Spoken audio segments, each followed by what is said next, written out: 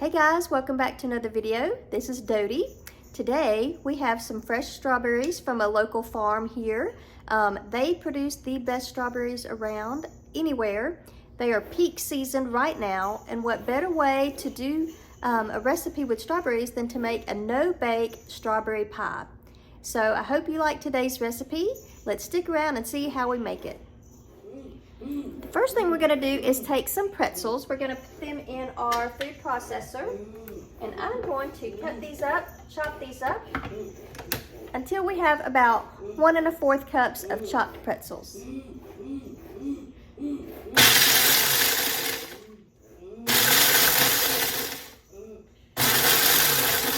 Okay, we have our 1 1/4 cups of ground chopped pretzels. I'm going to add to that an entire stick or a 1/2 pound of melted butter. This is salted butter because I like salted butter, but you can of course use unsalted if you want.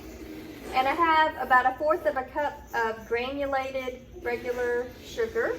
We're going to mix this all up, and this is going to be our crust. And I've mixed our sugar, our melted butter, and our ground pretzel crumbs together. And I'm going to just put this in the bottom of the pan. And we're just going to flatten it out with the back of the spoon.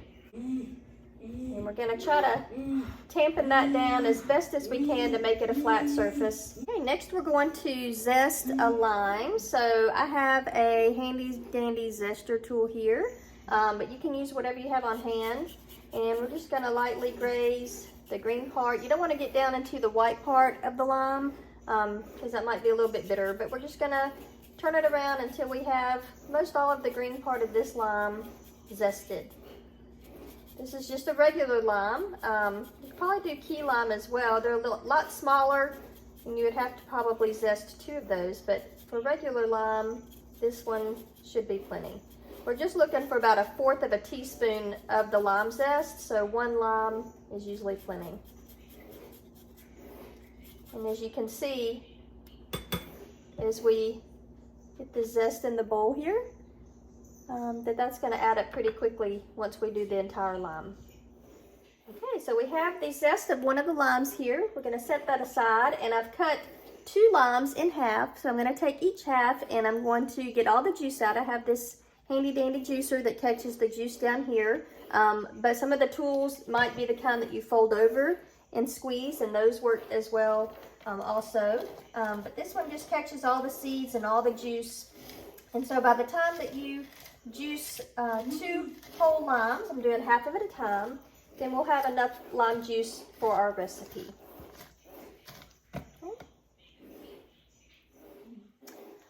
Okay, so for the filling, what you'll need is the juice of 2 limes. This is about 1/4 cup of lime juice, the 1/4 teaspoon of zested lime, or the zest of 1 lime, 3/4 cup of boiling hot water, 3/4 cup of powdered sugar, 1 box of strawberry jello. This is the serving size of 4 people. 2 cups of strawberries, and I went ahead and pulsed those a little bit to get them a little bit mushed together. And then this is 1 1/2 cups of heavy whipping cream. Okay, so the first part that we're going to do is for our filling is get our strawberry jello, and we're going to mix it with the boiling hot water, the lime zest, and the lime juice. And we're going to mix that up and let it sit in the refrigerator for about 1 hour. We have our very hot water. We're going to put it in with our jello mix. I'm going to stir that in.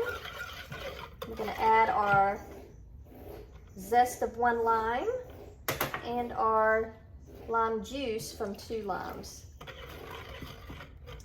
We're going to stir this all together until it is set. Well, we're going to put it in the refrigerator for 1 hour until it is set. While our gelatin is setting for the next hour, and it's not going to be totally set, it's just going to be firm, I'm going to go ahead and put this large bowl in the fridge to get it nice and cold.